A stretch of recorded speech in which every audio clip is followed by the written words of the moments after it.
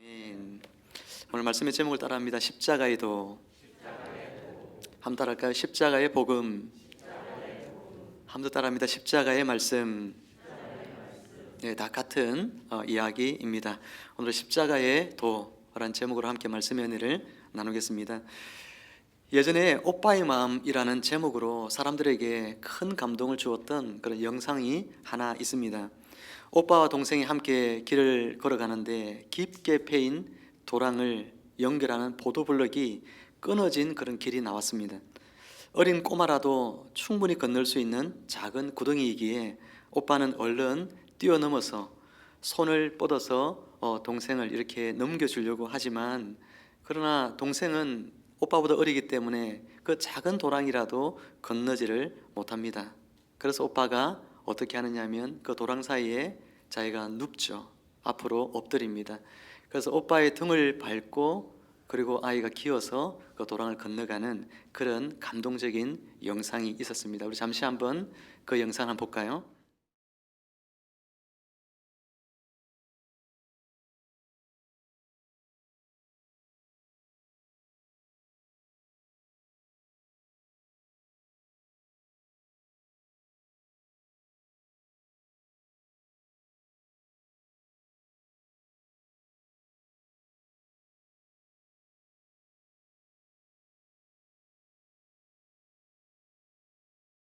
이죠.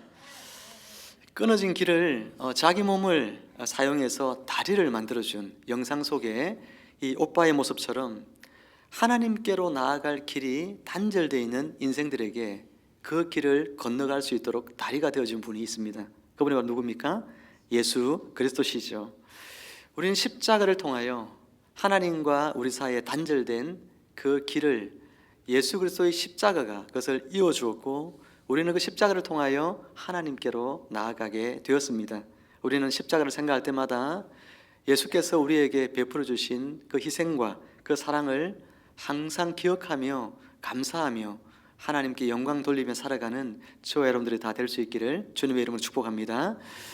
지금은 많이 사라진 것 같은데, 예전에 길을 가다 보면 도를 믿으십니까? 라고 하는 그런 물음을 묻는 사람들이 종종 있습니다. 저에게 그것을 물으면 저는 항상 네, 저는 도를 믿습니다, 이렇게 이야기하면서 그냥 무시하고 지나갑니다. 여러분 도를 믿습니까? 여러분 도를 믿으시죠? 어떤 도를 믿습니까? 십자가의 도를 여러분은 다 믿고 있는 것이죠. 여기서 도라고 표현되어 있는 이 단어는 말씀 또는 복음이라고 하는 번역으로 바꾸어 이야기하는 것이 더 옳은 것이겠죠. 십자가의 도는 십자가의 복음을 말합니다.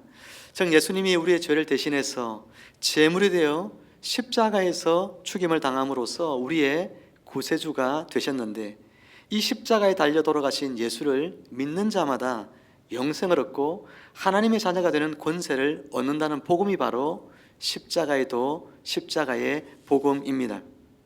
그런데 이 십자가의 도, 십자가의 복음이 어떤 부류의 사람들에게는 어리석은 것, 미련한 것으로 보인다는 것이죠.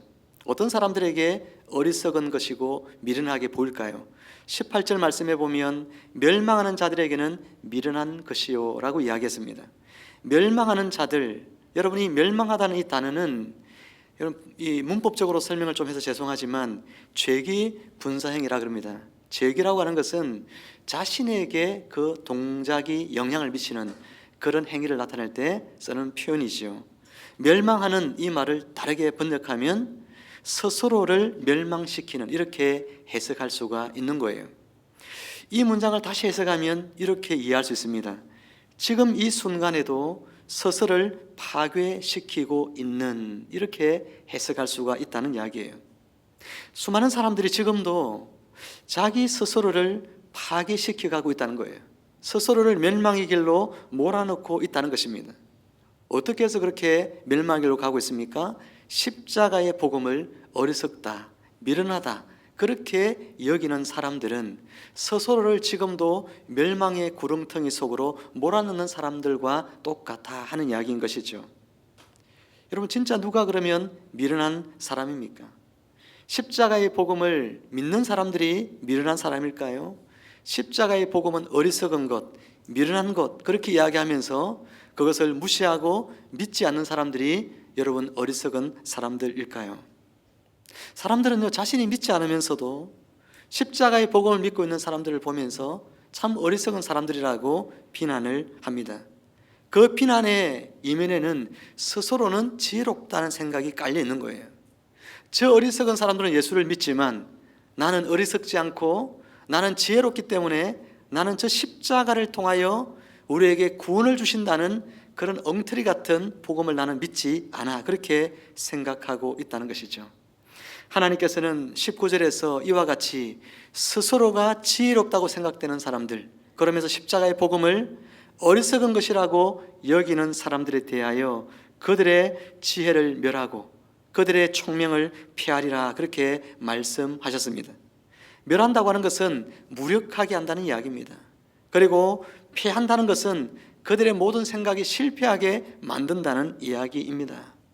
여러분, 십자가의 도를 어리석게 여기는 사람들은 자신이 되게 똑똑한 것 같지만 세상 끝날에 하나님의 심판대 앞에 서게 되었을 때에 자신들이 얼마나 어리석은 사람들이었는지를 똑똑히 깨닫게 되어질 것입니다. 오늘 본문에서 십자가의 도를 받아들이지 않는 두 부류의 사람들이 오늘 본문에 등장하고 있습니다. 22절, 23절 말씀을 제가 읽어 드리겠습니다. 유대인은 표적을 구하고 헬라인은 지혜를 찾으나 우리는 십자가에 못 박힌 그리스도를 전하니 유대인에게는 거리끼는 것이요 이방인에게는 미련한 것이로되. 여기 보면 두 부류의 사람들이, 어떤 사람들이 등장하죠? 하나는 유대인들, 또 하나는 헬라인들이 등장하고 있습니다. 먼저 여러분, 유대인들은 왜 십자가의 복음을 믿지 못할까요? 그들은 표적을 구하는 사람들이다, 그렇게 이야기를 했습니다. 마태복음 12장에 보면 유대인의 대표자 격인 서기관과 바리새인 몇 사람이 예수님께 나오죠. 그리고 예수님께 이런 이야기를 합니다. 선생님, 우리에게 표적을 보여주십시오. 선생님이 우리에게 표적을 보여주시면 우리가 당신이 하나님께서 보내신 구원자이심을 믿겠습니다. 그런 뜻이 담겨 있는 것입니다. 표적이라고 하는 이 단어는 예수 그리스도 그분이 하나님 되심을 나타내는 그런 어떤 표식, 사인과 같은 것을 말하는 단어이죠. 그러니 표적을 보면 누구를 볼 수 있어야 되냐면 예수님 속에서 하나님을 볼 수 있어야 됩니다. 표적을 만나면 예수님을 보는 것이 아니라 예수님 속에 그분이 하나님이시구나 하는 증거를 볼 수 있어야 하는 것이죠. 사람들은 이처럼 예수님께 나와서 우리에게 표적을 보여주십시오 라고 이야기를 합니다. 그때 예수님께서 그들에게 뭐라고 말씀하시냐면 악하고 엄란한 세대가 표적을 구한다, 그렇게 이야기를 하고 있습니다. 서기관, 바리새인, 이 사람들은 누구보다도 성경을 열심히 연구하고 성경을 탐독하고 공부하고 암송하고 그런 사람들이죠. 그런데 그들을 향하여 너희가 악하다, 그렇게 말합니다. 너희가 음란하다, 그렇게 이야기합니다. 성경에서 음란하다는 이야기는 그들이 하나님 아닌 엉뚱한 하나님을 지금 경배하고 섬기고 있다, 하나님에 대하여서 잘 안다고 생각하지만 실상은 하나님 아닌 어떤 존재를 하나님처럼 믿고 있다, 이렇게 이야기할 때 쓰는 표현입니다. 성경을 누구보다 잘 알고 하나님을 잘 아는 이 사람들이 자신들은 굉장히 선하고 자신들은 하나님을 참으로 잘 믿고 하나님에 대해서 잘 알고 있다고 생각을 했는데 예수님께서는 표적을 구하고 있는 이들을 보면서 너희가 악하고 너희가 음란하다, 그렇게 말씀하셨다는 거죠. 그러면서 그들에게 뭐라고 이야기하냐면 내가 너희에게 보여줄 표적은 요나의 표적밖에 없다. 요나가 밤낮 사흘 동안 큰 물고기의 뱃속에 있었던 것 같이 나도 밤낮 사흘 동안 땅속에 있으리라. 좀 알쏭달쏭한 그런 이야기를 예수님께서 들려주십니다. 예수님께서 요나의 표적, 요나가 큰 물고기의 뱃속에 사흘 동안 있었던 것은 죽음을 상징하죠. 예수님께서 이것을 이야기하시면서 내가 십자가에서 죽고 사흘 동안 땅 속에 있을 것에 대하여 예수님께서 말씀하고 있는 것입니다. 예수님은 오늘 이 자신에게 나와서 우리에게 표적을 보여주시면 우리가 믿겠습니다 라고 하는 자들에게 내가 너희에게 보여줄 표적은 십자가의 표적밖에 없다. 그런 이야기를 해주고 있는 것이죠. 그들 생각에 예수님이 진짜 하나님의 아들이시라면, 또 그분이 하나님이시라면, 하나님 아들 다음에 증거인 표적을 나타내 보여주시면 우리가 예수님을 하나님의 아들이라고 믿을 텐데, 그런 생각이 깔려 있지만 실상은 그들은 표적을 이미 보았어도 예수님을 하나님의 아들로, 하나님으로 믿지 않았습니다. 요한복음에 보면 7가지의 표적들이 나옵니다. 물이 포도주가 된 사건, 예수님께서 무리를 걸어가신 것, 그리고 오병이의 기적을 베풀어 주신 것 등등의 7가지의 표적이 등장하죠. 7이라는 수는 완전한 수입니다. 더 이상 보여줄 표적이 있지만, 그러나 보여주지 아니하여도 예수님께서 하나님 되심을, 그분이 하나님의 아들 되심이 너무나 분명하게 증명되어지는 바로 기적들, 그것을 표적이라 이야기를 하는 것이죠. 예수님께서는 요한복음에서 7가지의 표적을 보여주었음에도 불구하고 사람들은 영적인 맹인들이어서 예수님이 행하셨던 표적을 보았어도 예수님이 누구신지를 모릅니다. 오병이의 기적을 보면서 예수님께서 하나님이 보내신 구원자고 그분이 하나님의 아들이시구나 하는 사실을 깨달아야 됐음에도 불구하고 그들은 또다시 예수님을 찾을 때는 우리에게 또 양식을 주실까, 우리를 먹여주실까, 그렇게 예수님 앞에 나오고 있는 사람들의 모습을 우리는 성경을 통해 보게 되는 것이죠. 그래서 예수님께서는 서기관과 바리새인들, 자신에게 나와 표적을 구하던 그들에게 내가 너에게 보여줄 표적은 내가 십자가의 표적밖에 없다.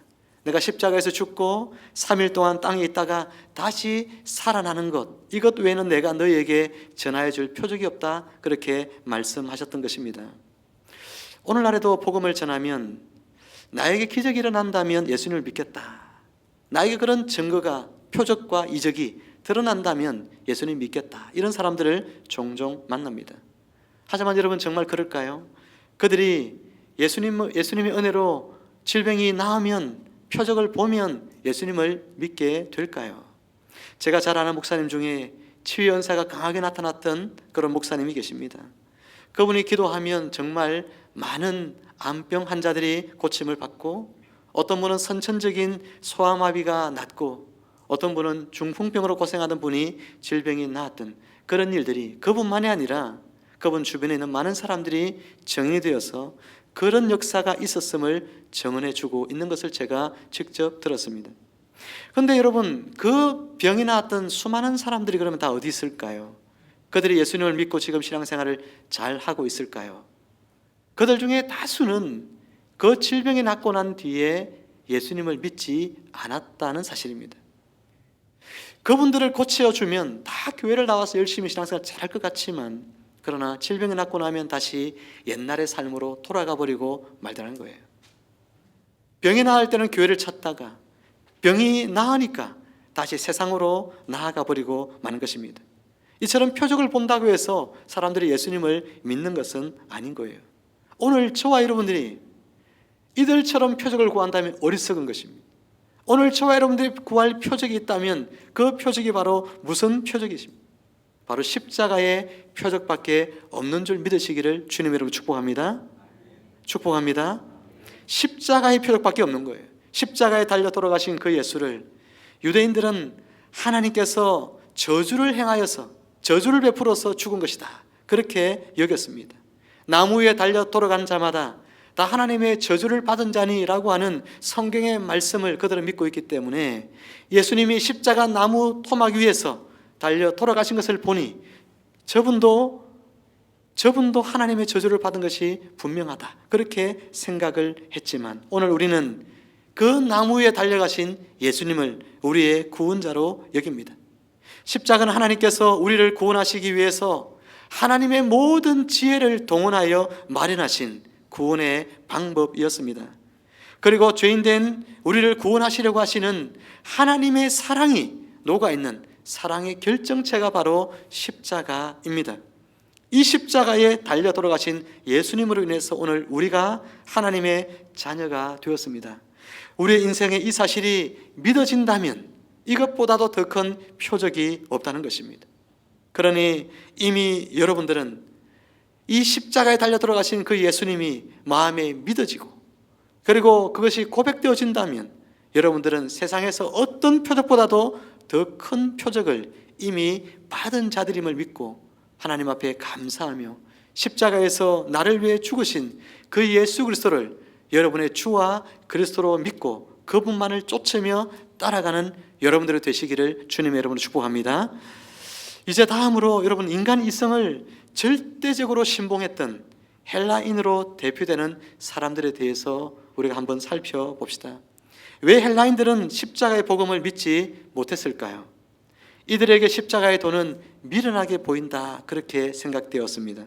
그럴 수밖에 없는 것이, 사실은 예수님이 참 신이라고 한다면 십자가 위에서 인간보다도 더 연약하고 초라한 모습으로 죽을 수가 있느냐 하는 사실이죠. 그 말은 맞는 이야기입니다. 머리로, 우리의 지혜로 이해하라고 한다면 그 말이 100번 지당한 말이죠. 어떻게 신이, 여러분, 연약한 인간의 손에 의해서 그렇게 죽을 수가 있을까? 그런 신을 신이라고 믿을 수 있느냐? 우리 믿을 수가 없는 것이 너무나 당연한 이야기 같습니다. 그런데 세상사가 어디 우리가 생각하는 이성적인 어떤 판단, 우리의 지혜대로 여러분 다 되는 것이 얼마나 많이 있겠습니까? 우리가 지혜롭다고 해도 해결하지 못하고 이해하지 못하고 깨닫지 못하는 것들이 세상에는 훨씬 더 많음을 알아야 합니다. 코로나 바이러스 이 한 가지도 인간들은 아직도 제대로 잘 잡지 못해내고 있습니다. 세월이 2년 반의 세월이 흘렀지만 올여름이 되면 다시 코로나가 유행할 것이라고 보건학자들은 입을 맞추고 그렇게 이야기를, 이구동성으로 이야기를 하고 있죠. 지금까지도 고통을 받았는데 여름 되면 다시 퍼질 것이라고 이야기하니 그런 이야기 들으면 암울하기도 합니다. 이제는 거기에 더하여서 원숭이 투창이라고 하는 그런 것이 세계에 퍼지고 있어서 또 사람들이 두려움 가운데 있는 모습을 보게 되어집니다. 또 이제 여러분, 조금 있으면 태풍이 또 몰려오는 여름철이 다가오겠죠. 미국의 MIT 대학의 저명한 기상학자였던 캐리 엠마뉴엘 교수는 세월이 흘러갈수록 이 태풍이라고 하는 것이요, 점점 약해져 가는 것이 아니라 해마다 몇 %씩 그 강도와 세기 그리고 빈도가 더 많아져 가고 있다는 것을 이 학자는 여러분 발표를 몇 년 전에 한 적이 있습니다. 여러분, 태풍이란 것이 계속해서 갈수록 더 세져 갑니다. 더 많은 빈도로 지구상의 인간들을, 또 이 세상을 힘들게 만듭니다. 그런데 이 태풍이 어디서 오는지, 태풍을 어떻게 막을 수 있는지 수많은 기상학자들이 연구하지만, 그러나 그것을 막을 수 있는 방법도, 그래서 약화시킬 수 있는 방법도 아직까지 제대로 된 것이 하나도 없다는 것입니다. 인간의 지혜는 달나라를 정복하고 지금도 수많은 인공위성들을 띄워서 여러분 지구를 관찰하고 태풍 피해를 막기 위해서 다각적으로 노력이 이루어지고 있지만, 그러나 그 어느 것 하나 방법이 시원한 것이 하나도 없다는 것입니다. 얼마나 인간의 지혜가 무력한 것인지를 우리는 깨닫게 되어지는 것이죠. 오늘 헬라인들은 이처럼 자신들이 굉장히 지혜롭다라고 생각을 합니다. 그렇기 때문에 인간의 이성으로 충분히 납득되고 설득되어지는 그런 진리만을 그들은 진리로 받아들입니다. 성경에서 지혜를 구한다라고 할 때에 이 단어의 뜻, 구한다는 단어의 뜻이 어떤 뜻이냐면 원래는 하나님을 경배한다, 그런 뜻에서 왔어요. 헬라어에서 이렇게 하나님을 경배한다라고 하는 뜻으로 쓰여지던 이 지혜를 구한다라고 하는 이 단어를 사람들은 하나님을 경배하는데 자신의 지혜를 쓰는 것이 아니라 하나님이 우리에게 마련해 주신 십자가의 이 복음을 무시하고 인간의 이성으로 그것을 재단하고 판단해서 그것을 폄하하고 십자가의 복음은 거짓이라고, 믿을 수 없는 것이라고 이야기하는 데에 자신의 지혜를 지금 사용하고 있더라라고 하는 이야기인 것입니다. 이 얼마나 어리석은 일입니까? 바울 당시에 그리스에는 수많은 신하가 있었습니다. 당대의 지혜자들이라고 하는 자들이 고작 그들의 지혜로서 만들어낸 것이 뭡니까? 신하들이죠. 그 신하들 속에는 수많은 가짜 신들이 있습니다. 그 가짜 신들을 위하여 또한 신상을 만들고 그 신들을 섬깁니다. 본문에 자주 등장하는 단어인 세상이란 단어가 또 있죠. 이 세상이라는 단어는 나중에 우주를 말하는 코스모스라는 단어로 사용이 되었지만, 원래 이 세상이라는 단어의 의미는 어떤 단어냐면 질서라는 단어입니다. 한번 따라해 볼까요? 질서. 이 세상이라는 단어는 질서라고 하는 단어이라는 것이죠. 이 단어가 우주로 바뀌고 인간은 그 무한의 우주를 신으로 섬기고 경배하게 되었던 것입니다. 여러분, 세상이 질서 있게 움직이고 있습니다. 그리고 그 질서 속에는 보이지 않는 손이 이 우주 만물을 질서 있게 움직이고 계십니다. 그분이 바로 누구입니까? 하나님이신 것이죠. 그래서 인간에게 하나님이 지혜를 주었는데, 그 지혜를 통하여서 사람들에게 기대한 것은 무엇이냐면 바로 하나님을 경배하는 삶을 사는 것이었습니다. 이 우주 만물을 보면서 이것이 질서 있게 돌아가는 것을 보니 그 가운데에 분명히 하나님이 계시다. 그러니 그 하나님을 경배해야 하겠다. 그런 마음을 품어야 한다는 것이죠. 그런데 그 자신에게 주신 이 지혜를 가지고 헛된 신을 만들어 놓고 그 우상을 섬기는 일에 자신들의 지혜를 사용하고 있다는 사실인 것입니다. 사랑하는 성도 여러분, 여러분은 어떻습니까? 혹 오늘 여러분들 가운데는 유대인들처럼 내가 뭔가 예수님을 믿는데 어떤 특별한 표적이 나에게 주어지면 내가 예수님을 더 잘 믿을 텐데, 혹시 그런 생각을 가지고 계신 분이 있습니까? 또 혹시나 여러분들 가운데 나의 이성적인 지혜로 이 성경 말씀이 잘 이해되어지고 받아들여지면 내가 예수님을 잘 믿을 텐데, 그렇게 생각하고 계신 분은 또 이 가운데 없습니까? 우리가 표적을 본다고 해서 예수님의 십자가의 도를 믿게 되는 것도 아니고, 우리의 지혜로움으로 이성적인 판단으로 잘 이해한다고 해서 설득을 통하여 십자가의 도를 믿게 되어지는 것도 아닙니다.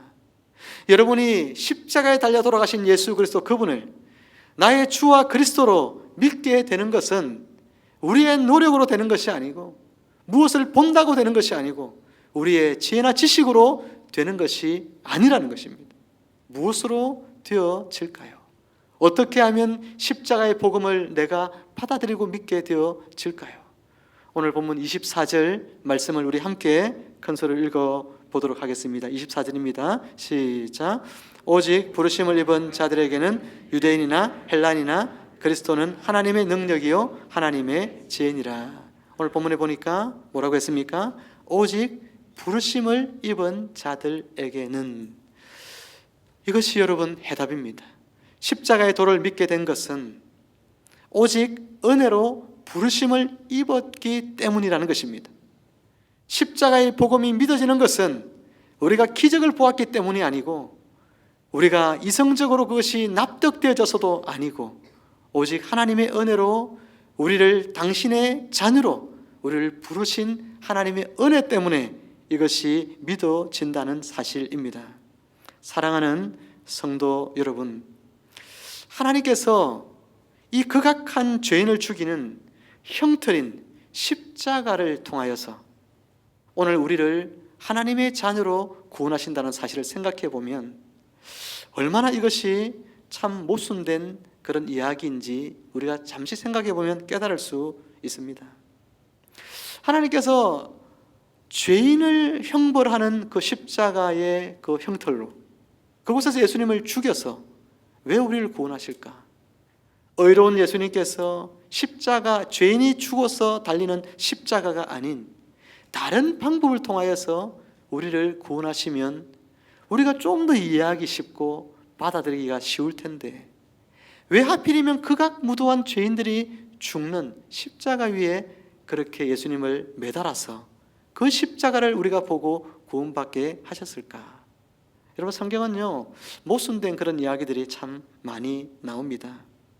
세상의 지혜로는 도무지 이해할 수 없는 하나님의 경륜, 하나님의 생각들이 성경 가운데는 많이 나오고, 예수님께서 우리가 예수님 믿고 따라갈 때에도 우리에게 세상의 삶의 어떤 방식과 좀 정반대의 삶의 방식을 우리에게 요구하며 또 하실 때가 너무나 많이 있는 것을 보게 됩니다. 세상에서는 사람들을 뭐라고 합니까? 너희가 높아지라 그렇게 가르치지만 우리 예수님은 뭐라고 합니까? 너희는 낮아지라 그렇게 이야기합니다. 너희는 겸손하라고 이야기합니다. 세상에서는 자기를 피하라고, 자기를 드러내고, 그죠? 자기를 입신양명하고 이것을 세상은 가르치지만 예수님께서는 자기 자신을 부인하라고 이야기합니다. 자신을 비우라고 이야기합니다. 나는 없다고 이야기하라고 이야기합니다. 나는 죽었다고 이야기하라고 말씀합니다. 여러분, 이처럼 성경은 우리에게 세상의 어떤 삶의 방식, 세상이 가진 지혜, 그것과 정반대의 것들을 우리에게 자꾸만 이야기를 합니다. 그러니 사람들이 어떻게 예수님을 믿고 십자가의 도를 믿고 그분을 따라가는 삶을 살아갈 수가 있겠습니까? 세상과 같은 궤를 이루면서 예수님께서 죽으셨고 세상과 같은 궤를 이루면서 우리에게 살아가라고 말씀하신다면, 세상 사람들 이렇게 살아가니까 우리가 이렇게 살아가는 것이 괜찮겠다라고 생각이 들겠지만, 세상이 살아가는 방식과 정반대의 길들을 예수님이 말씀하시고 그리고 우리로 하여금 그 길을 가라고 하니 어떻게 우리가 세상과 정반대 길을 걸어가면서 우리가 세상을 살아갈 수가 있느냐라고 하는 이야기죠. 사랑하는 성도 여러분, 이처럼 세상의 지혜와는 정반대 이야기들이 너무나 많은, 구원의 방식부터 시작해서 우리의 삶의 방식까지 세상이 우리에게 보여주는 그림과는 정반대의 그림을 가지고 있는 이 성경, 이것을 우리가 믿는다고 하는 것은 하나님의 은혜가 아니고는 절대로 되어질 수 없는 사실이라는 이야기인 것입니다. 사랑하는 성도 여러분, 한번 물어볼까요? 여러분, 십자가, 죄인이 매달려 죽는 그 십자가의 형틀에 매달려서 죽으신 그 예수 그리스도가 의인이며 그분이 하나님이 우리를 위하여 보내신 구원자이심을 여러분 믿습니까? 이것이 믿어진다면 이것이 여러분이 인생 가운데 경험한 가장 큰 표적이 되어지는 것입니다. 이것이 믿어지는 사람은 세상 사람들이 말하는 어리석은 사람들이 아니라 하나님이 보실 때 여러분은 가장 지혜로운 사람들인 것이죠.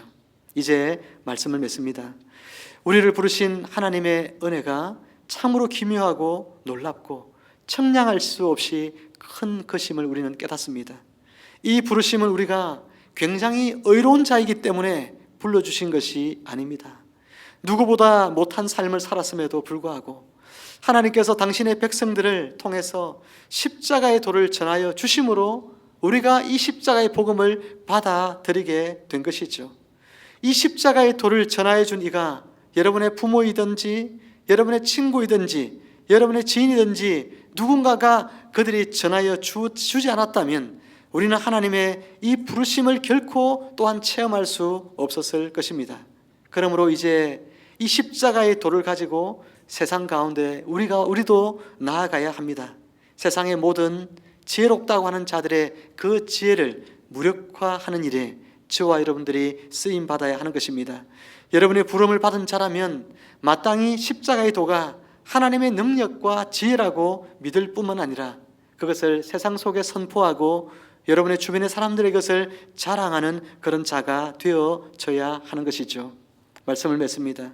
우리 주위에는 아직도 십자가의 도가 거리끼는 것이요 미련한 것으로 여기는 자들이 너무나 많이 있습니다. 이제 그들에게 십자가의 도를 전해야 할 책임이 저와 여러분들에게 있습니다. 모쪼록 십자가의 도를 여러분이 먼저 알게 된 것을 감사하십시오. 그리고 이 십자가의 도를 자랑하십시오. 또한 이 십자가의 도를 여러분 주변에 있는 자들에게 힘있게 여러분도 힘주어 증거하는 성도님들이 다 되시기를 우리 주 예수 그리스도 이름으로 축복하고 축원을 드립니다. 함께 기도하겠습니다. 하나님 아버지, 은혜를 감사합니다. 십자가의 복음을 우리에게 주셔서 우리가 이 복음을 믿게 하시고 하나님의 자녀가 되며 영생의 삶을 살게 하여 주시니 감사를 드립니다. 하나님 아버지, 이제 이 십자가의 복음을 아직도 믿지 않고 표적을 구하며 십자가의 복음을 어리석다고 생각하는 수많은 사람들에게 우리가 복음의 증인이 되어서 십자가의 복음을 증거할 수 있도록 저희들에게 성령님께서 능력을 더하여 주시옵소서. 십자가는 하나님의 능력이요 하나님의 지혜임을 우리가 믿고 이 사실을 세상 가운데 나가 선포할 수 있도록 은혜를 베풀어 주옵소서. 한 주간 동안의 삶 속에서도 하나님, 우리가 세상 가운데 살아갈 때에 십자가의 능력을 의지하고 십자가의 능력을 붙들고 십자가의 능력을 체험하며 살아갈 수 있도록 주님께서 크신 은혜로 저희와 함께하여 주옵소서. 감사하며 예수님의 이름으로 기도하옵나이다. 아멘.